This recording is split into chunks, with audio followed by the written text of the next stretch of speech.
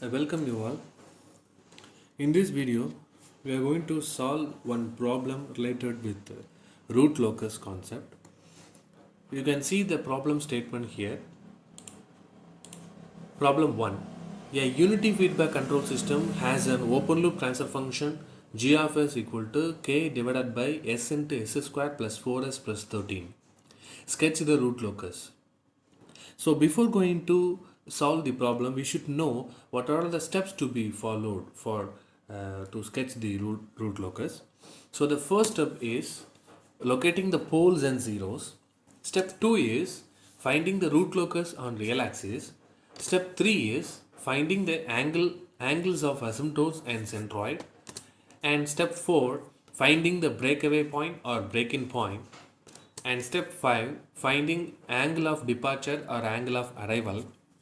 And step 6, finding the crossing point on imaginary axis. These are all the steps we need to follow to sketch the root locus of the given system. We know that root locus is a graphical method in order to find out the closed loop poles, in order to meet out the system, in order to the system meet out the stability, we need the exact closed loop poles. If you want to fix the closed loop poles to meet out the stability, you can use this technique. Okay, this is a graphical technique where we are going to use the open loop poles. From the open loop poles and zeros information, we are going to find out the locus or location of the closed loop poles. Okay, so by various values of open loop gains or some other parameters like damping ratio, we can able to calculate the we can able to trace the locations of closed loop poles. Our objective is to meet out the stability. Okay, the system should meet out the stability for the various values of gain and various values of damping ratio. We can able to calculate the closed loop poles locations and with the information of open loop poles and zeros. Okay, let me solve this problem. So our step 1 is finding the locating the open loop poles and zeros, right? Step 1, okay, locating the poles and zeros. We can refer this rule book, okay? We can refer this rule book in order to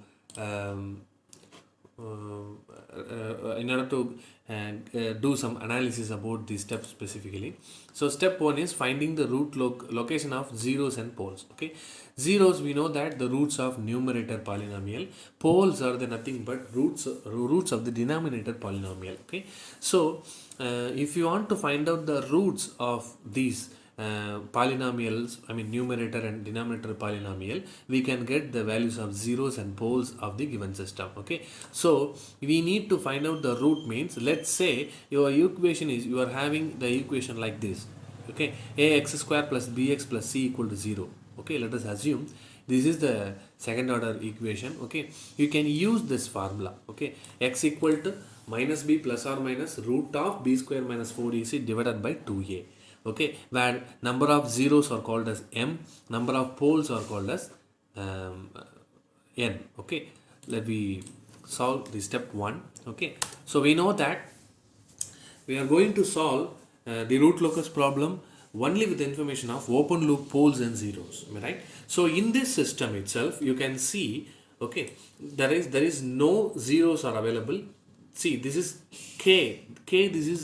This is nothing but the gain value. Okay, so we can consider this whole equation as k into 1 by s into s square plus 4s plus 13. Okay, there is only one zero, and sorry, there is only poles are available in this system. So s, I mean in numerator itself, we are not having any s term. Okay, so that only we are telling like that.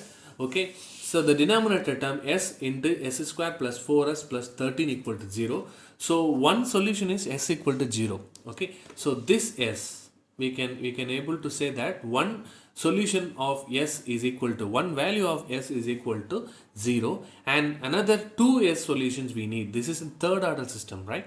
So one value of s is 0, another two values we require. Okay, so we can use the formula whatever we refer from this, that PDF file.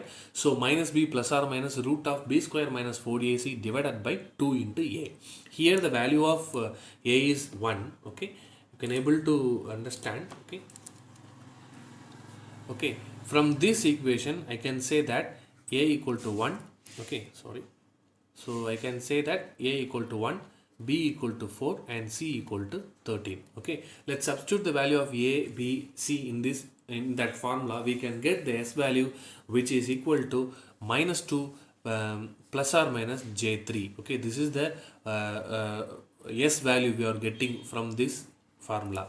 Okay, and then we can say that these are all the poles of the open loop system: 0, minus 2 plus j3 and minus 2 minus j3. Okay, so we can say that p1 equal to 0, p2 equal to minus 2 plus j3, p3 equal to minus 2 minus j3. Okay, we can locate the pole like this. Okay, consider this is a s plane. In your x-axis, this is a this is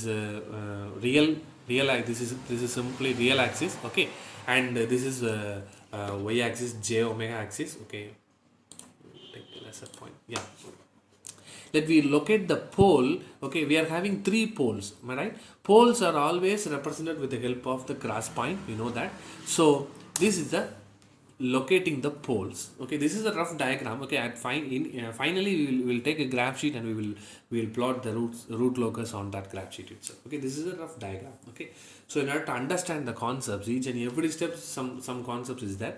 So if you want to understand the concepts, you need to make it as a rough diagram. Okay, and only we can able to draw the final diagram in graph sheet. Okay, so pole 1 is 0. Okay, here one intermark is shown here, and also p2 is minus 2 plus j3. Okay, minus 2 plus j3, this intersecting point is p2, and also p3 is nothing but minus 2 minus j3, this is p3, pole 3 value.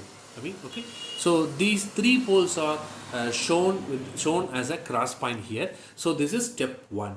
Okay, locating the poles and zeros. Okay, step 2, finding the root locus on real axis. Okay, so we need to find out the root locus on real axis. See, this is the segment. Okay, so this is the inspecting region. We can also say that this is the inspecting region. Okay, so whether in this negative real axis any root locus is available or not, this is the question. Okay, so in this step we need to focus on this area only, negative real axis. Okay, negative real axis of S plane. Okay, so let we go and refer this material. So step 2 is take one test point on inspecting region. If the test point is having odd number of right side poles and or zeros, okay, and the region is root locus, or else it is not root locus. Okay, this is somewhat having some concept. Okay, so what we have to do is we need to take one test point on real axis, on this negative real axis. This is what we are called as inspecting region here. Okay, so if the point is having odd number of, okay, the number should be in odd. Okay, odd number of right side to the pointer. Okay, right side means we are telling about right side of the testing point. Okay, so right side of the testing point should have odd number of poles and or zeros. Okay, and what is mean by and or means there should be an odd number of right side poles, or there should be an odd number of right side zeros, or there should be a right side odd number of right sides poles and zeros. Are you able to understand? Either this odd number of right side, this is constant. Okay, either it may be a pole, either it may be a zero, either it may be a poles, and it may be a poles and zeros.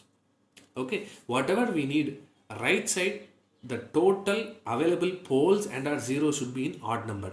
Then your inspecting region is what? The root locus, or otherwise it is not a root locus. In our problem, this is very simple, that this is the inspecting region. Am I right? So we can say that we can take a test point over here. Okay, I will take a different color. Yeah, I am taking I am taking one testing point over here. Okay, I am taking one testing point over here. This is the test point. Okay, so to the test point, okay, to this test point, what is the total number of right side poles and our zeros? Okay, to this test point, there is only one right side poles. Okay, right side to this test point is this side, am I right? So to the test point, the right side poles and are zeros. Here in our problem we are having only poles, so right side poles are only one. Okay, so in this real axis we need to focus. Don't focus on the poles present at this second and fourth quadrant, second and third quadrant. Okay, we need to focus on only the poles and zeros which is available in this negative real axis. That is why I told earlier. Okay, so for this test point, to this test point, there is only one odd number of poles are available. So this entire region is considered as root locus as per the rules we are telling. Okay, so there is only one pole is available in real axis P1 equal to 0. Test point can be taken in the negative real axis of S plane. Yeah, this is taken here over here. And to the right of the test point, there is only one pole is available. We already discussed, right? Hence, there is a odd number of poles at the right side of the test point. Yes, of course. So the entire negative real axis of, the inspecting region is said to be root locus. Okay, so if you want to highlight, okay, the step 2 in your rough diagram, so that we know we predicted that the entire negative real axis is root locus. Okay, just highlight the line, okay, with more thicker line. So this is the symbolic representation of root locus here. Okay, so if you want to differentiate the axis with the root locus, you need to make it a thick line. Okay, so this is the symbolic representation of the real axis root locus. Okay, if we go into the third step, finding angles of asymptotes and centroids. Okay, so let me refer the rule book here. Angles of asymptotes is equal to plus or minus 180 degree into 2q plus 1 divided by n minus m, where q is equal to 0, 1, 2 up to n minus m. We know that n is number of poles, m is number of zeros. Centroid means sum of poles minus sum of zeros divided by n minus m. This is the simple formulas we are having. Okay, so there are three poles. Okay, there are three open poles we are having in our system. We are having three poles. There are three root locus branches is there. Okay, so this is the very simple and important thumb rule over here. So there are three open poles. The number of poles, the number of root locus branches is equal to the number of open loop poles. Okay, so angles of asymptotes, we already referred this formula, right? Just simply we also know about the centroid value. So n is a number of poles, m is zeros, and q is equal to 0, 1, 2 up to n minus 1.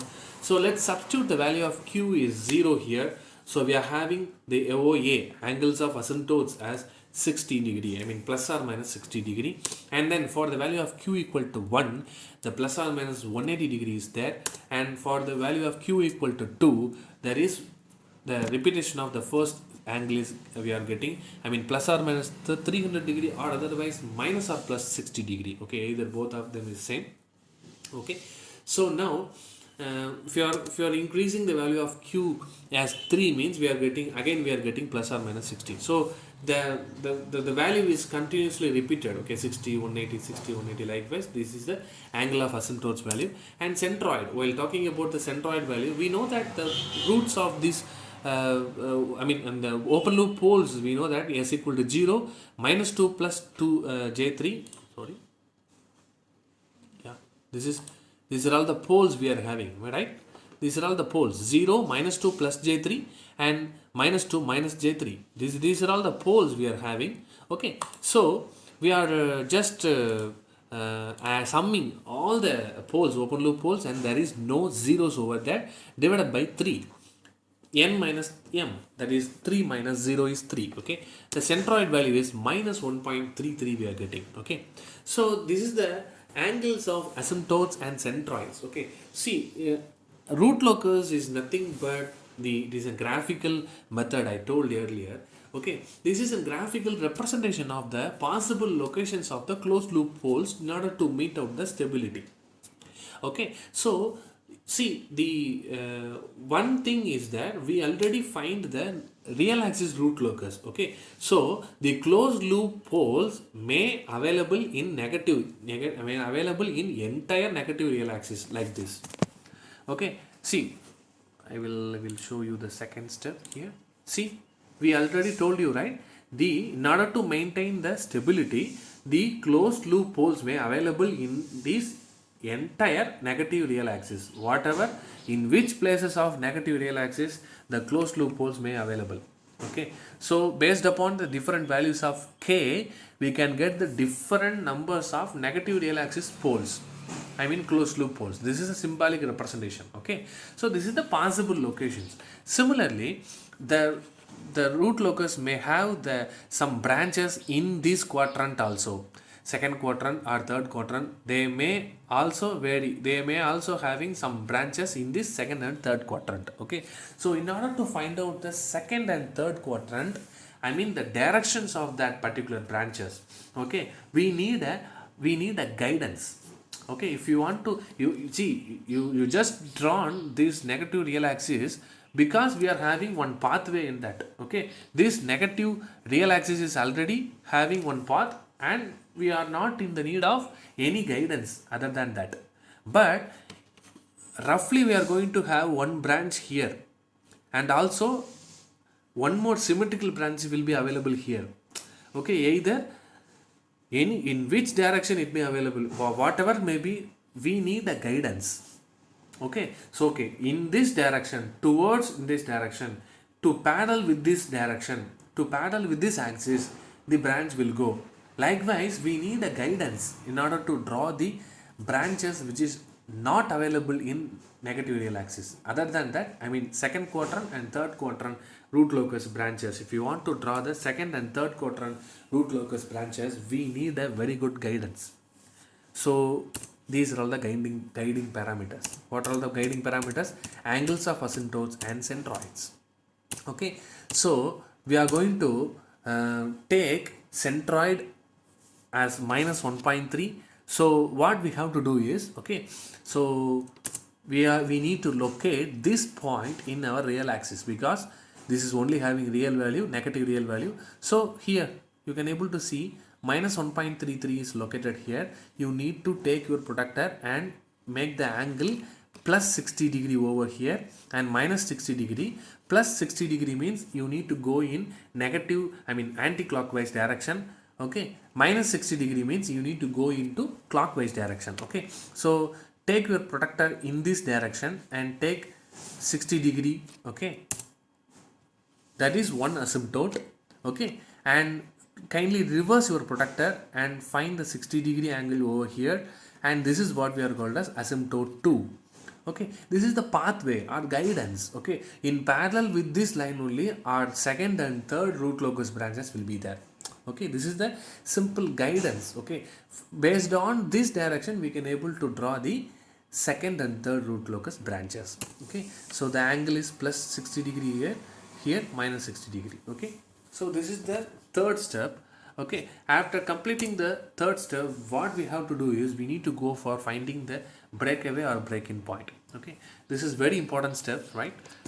Let's refer our guidebook, rule book. See, this is our fourth step, quite difficult to understand.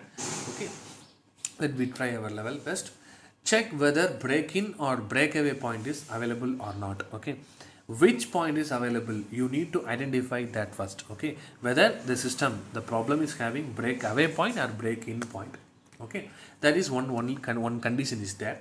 So for this step we need to calculate the closed loop response. Okay, closed loop transfer function we need to find out, and from the closed loop transfer function itself we can able to calculate, we can able to take the characteristic equation. Okay, we know that what is characteristic equation. Characteristic equation is nothing but the denominator polynomial of closed loop transfer function. Okay, so from the closed loop transfer function, take the denominator polynomial, that is your characteristic equation, and find out the k value. Okay, see, you are calculating the closed loop transfer function. The open loop transfer function is having some gain value called k. So your closed loop transfer function as well as the characteristic equation will be in the form of k. Okay, so k, just keep the k in your left side and bring all the terms in your right side, you will have the k equation and find out the maxima. Okay, how to find out the maxima of a particular polynomial? You need to differentiate and you need to compare with the zero. I mean equate with the zero. Okay, so that here the equation is with the help of is being available with the help of our S domain. So differentiate the k equation with respect to with respect to s we need to differentiate and then equate with the zero. Okay, you will have one s equation. Am I right? If you are substituting this, if you are having k equation in terms of s, you are differentiating that equation with respect to s, and you are making equate with the zero. You will get some s value. Am I right? So substitute those s values in your k equation. Okay. So if the answer is after substituting the s value, we will have one k value. Am I right? If the k value is positive real, there may be one break in or break away point is available. Else if it is giving negative or imaginary value, there is no possibility of having break in or break away point. Okay, in our problem we are not having any break in or break away point. Okay, so let me solve some more problems in this series. So while solving the problem, we will discuss when the answer is positive and real, there may be a break in or break away point. Okay, how to calculate the break in or break away point? How to predict whether the system is having, surely any one of the point is the system is having. Okay, further we need to calculate whether it is break in or break away. That is one more condition is also there. So while solving the problem number 2, we can able to understand this step, because that problem will have break in or break away point. Okay, so for our problem we were not having break in or break away point, so we will end up with this discussion and we will go and solve the problem here. Okay, so we know that we know that the closed loop transfer function is g of s divided by 1 plus g of s into h of s. You may know that. Okay, just I am taking this is g of s and h of s is 1, because the unity feedback system, the system statement itself having unity feedback system, so h of s is equal to 1. So this is the closed loop transfer function. We know that the closed loop transfer function is having characteristic equation, which means the denominator polynomial is called as characteristic equation. So I am going to take the characteristic equation and equate with the 0. I am getting one s equation like s square s cube plus 4 square plus 13s plus k equal to 0. And we know that we need to find out the k value, k equation we need to find out. K equal to minus s3 minus 4s square minus 13s, and then on differentiating the equation k with respect to s and equate with the 0. This is the principle of finding the maxima, right? So I am differentiating this equation with respect to s. I am getting this value minus 3s square minus 8s minus 13, and I am going to equate the equation with respect to with equal to 0. Okay, so 3s square plus 8s plus 13. Okay, I am going to find the root of this equation. I am getting these roots. Minus 1.33 plus j 1.6 minus 1.33 minus j 1.6. Okay, so what we have to do is we need to substitute the s value in our k equation. Okay, this is k equation, am I right? Yeah, and find the k value. So based upon the k value, we told, right, k is equal to positive and real value means there is one point is available. Okay, either it may be break in or break away. There is one more condition is there, whether the system is having break in or break away point. We need to continue our analysis. Okay, if the k value is positive and real, but else if it is having negative or imaginary value means it is giving negative or imaginary values means no need to worry about it. We are not having either break in or break away point. Okay, so in this equation we are having two s values, am I right? So first I am substituting the value of minus 1.33 plus j 1.6 in our k equation. This is k equation, okay, right? As a result, our k value will have only positive, will not have positive and real axis. Kindly you make this calculation in your calculator. And also for these values also, the k value will not give any positive and real value, so that we can say that root locus is not either having break-in or breakaway point. So in our problem, we are not having any break-in or breakaway point. Okay. Then fifth one. Fifth step is finding angle of departure or angle of arrival. Okay. So angle of departure is nothing but this is an angle only available if the complex poles are present. Okay. In which if the system is having complex poles, you need to calculate angle of departure. If the system is having complex zeros, the system is having, you need to calculate angle of arrival. Okay, so both, if the system is having both complex poles and complex zero, means you need to calculate both angle of departure and angle of arrival. Okay, so in our system we are having only complex poles, am I right? P2 and P3, this is somewhat two complex poles we are having. Okay, so we are having only, we need to only calculate AOD, the root locus is only having angle of departure, so that we can proceed with the angle of departure calculation. Okay, the next angle of departure is having one particular formula. Okay, I think for this step also we no need to go for our rule book. Okay, all the problems or all the formulas I have listed over here. Okay, and AOD, because see, this is very basic problem. Okay, either it is not having break-in or breakaway point, and also this is having only two number of complex poles. Okay, the AOD calculation will be very simple, but if you are going to our rule book, the diagrams and the formulas which is given present in that particular section is somewhat large. Okay, so for this basic level problem, no need to go for the rule book for step number 5. Okay, we can complete with this slide itself. Okay, let's solve. AOD is equal to 180 degree minus sum of angles from complex poles A to other poles plus sum of angles from complex pole to other zeros. Okay, see, this is the general formula for angle of departure, right? So what we have to do is we need to find out the angles from complex pole. There are two complex poles here, am I right? There are two complex poles. This is first complex pole, this is the conjugate of that complex pole. Anyway, it is a second conjugate pole. Okay, second complex pole, sorry.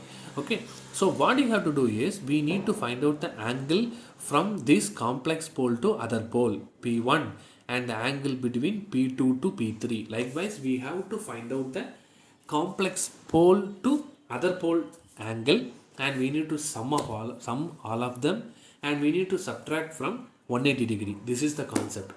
And also we need to sum the angles of complex pole to other zeros. In our problem there is no zeros are available, so we don't worry about this third section.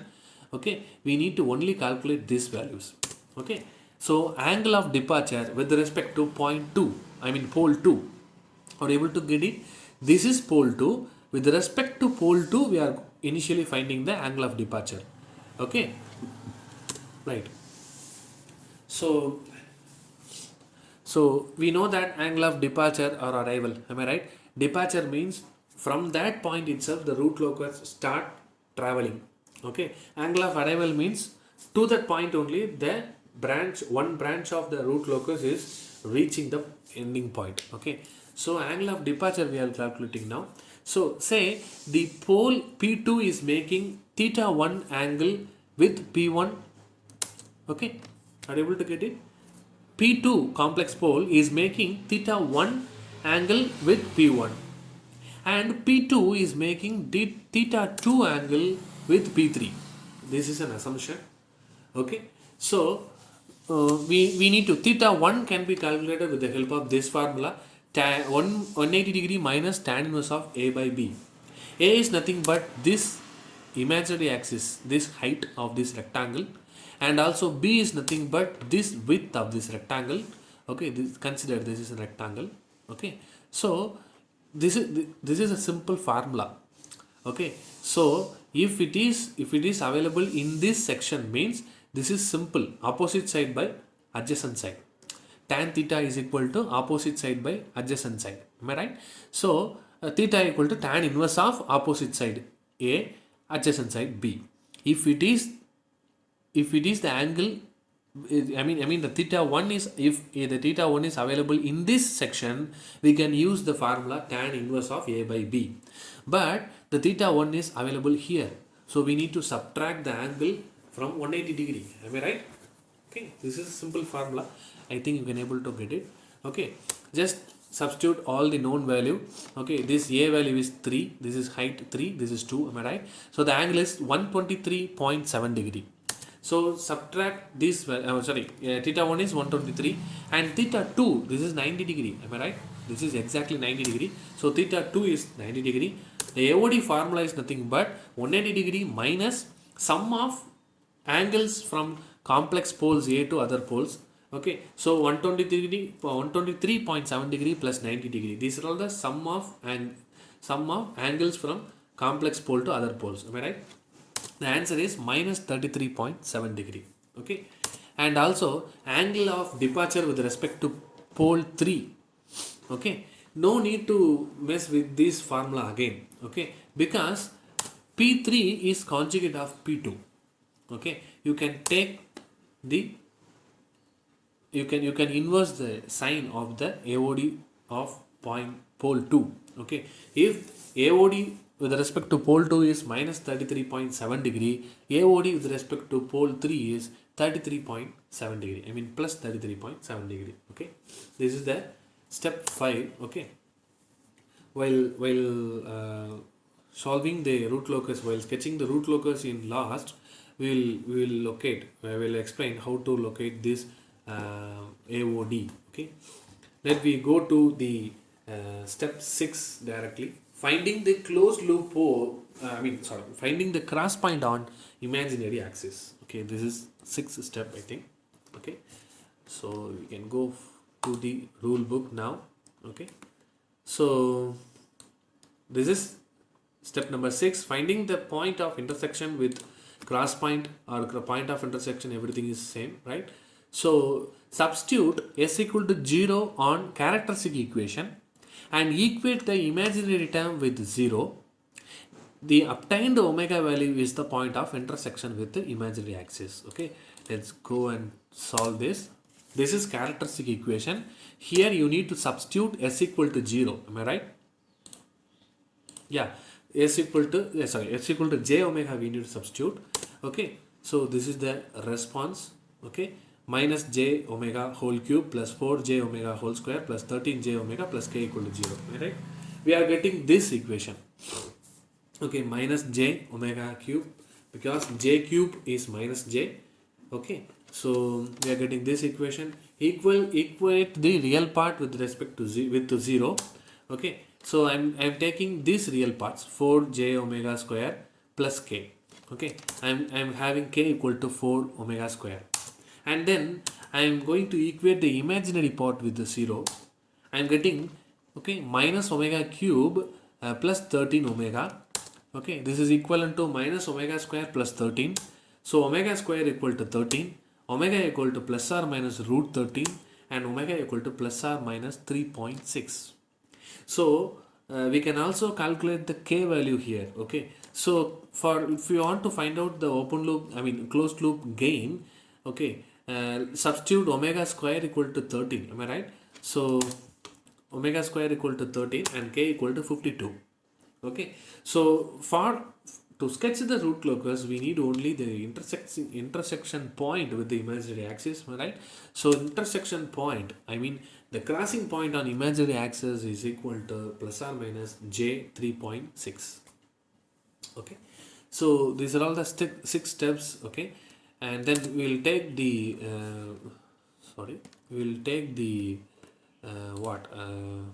graph sheet like this. Okay, so we'll take the graph sheet like this, and we'll sketch the root locus here. Okay, initially I am taking real axis in x-axis and I am taking the imaginary axis in y-axis. Okay, step number 1 is, okay, please wait.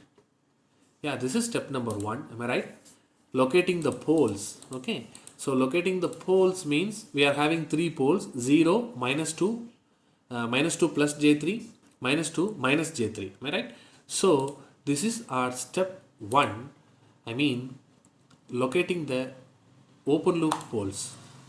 Okay. P1, P2 and P3. Step 2 is nothing but what? Step 2 is yeah, the root locus on real axis. What we found? The entire negative real axis is root locus. Okay, this is what we found in our second step. Okay, so let's solve. The second step is, this is the root locus present at the negative real axis. The entire negative real axis we need to highlight. Okay, we need to draw with the thick line. Okay, so the third step is, okay, the third step, what is third step? Yeah, I think this is the third step. Yeah, this is centroid, angle of asymptotes and centroid. Okay, so we marked the centroid point, and on that point itself we need to draw the asymptotes 1 and 2. Am I right? So here also in our graph sheets itself we need to place the protector on this point. Are you able to understand? 1 point minus 1.33, this is the exact centroid point. Just place the protector here, take the anti-clockwise 60 degree, this is asymptote 1, and just place the protector in reverse direction here. The point should be in centroid. Okay, then the origin, I mean this origin should be coincide with this centroid, and take the clockwise 60 degree, this is asymptote 2. Okay, I am telling that, okay, my root locus on second or third quadrant should follow the same direction. So okay, this is the asymptote line. Okay, asymptote means this is a guidelines. Okay, step number 4. What is step number 4? Yeah, step number 4, we told that we have checked some conditions. Okay, based on that we already told, right, the root locus is not having any either break in or breakaway point. Okay, so no issues, there is no fourth, I mean there is no break in or breakaway point for our root locus diagram. So we can move on to the step number 5. Okay, what is step number 5? Step number 5 is nothing but angle of departure and angle of arrival. Okay, in our problem we are having only angle of what? Angle of departure. The angle of departure is nothing but this is the this is the value of angle of departure for pole 2. This is minus 33.7 degree, and pole 3 this is plus 33.7 degree. Okay, so that what we have to do is let me solve. Okay, please wait. Yeah, angle of departure means you need to take 33.7 degree minus 33.7 degree means you need to take the angles in clockwise direction. Plus 33.7 degree means you need to take in reverse direction, anti-clockwise direction. Am I right? So plus 33 degree you need to take means this is the angle. Okay, so this is the angle. I mean, and we are telling about this. I will draw with the help of this pen. Please consider the, yeah, sorry, please wait.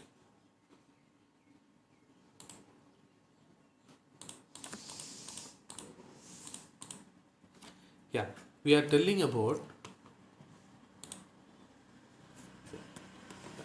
with the help of protector I can able to display.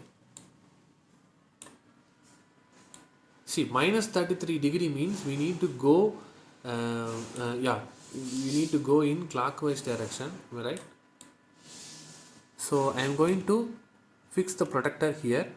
Okay, I have approximately drawn the diagram, but the exact point, okay, are you able to understand? Sorry. Okay, my protector is pointed over here. Okay, 33.7 degree is actually here.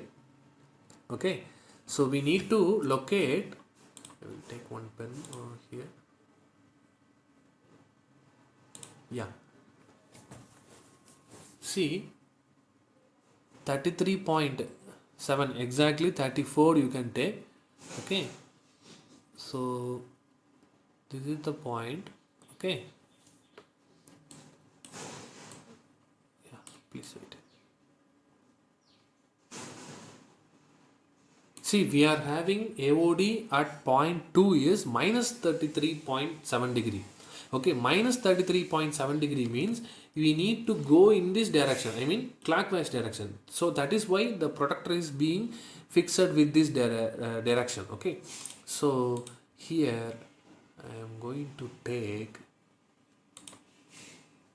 30.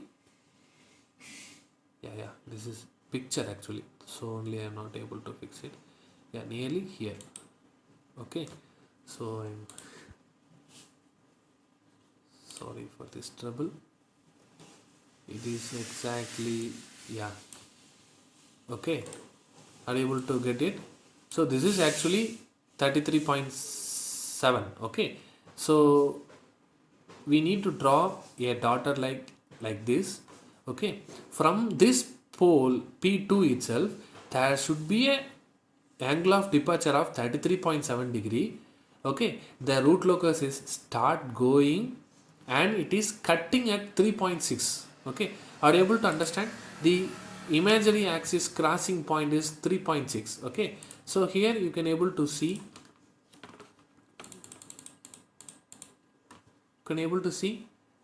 the pole from pole 2 itself, the root locus is start getting some diversion about minus 33.7 degree, and it is goes on like this, and it is cutting at 3.6 and goes in parallel with this asymptote.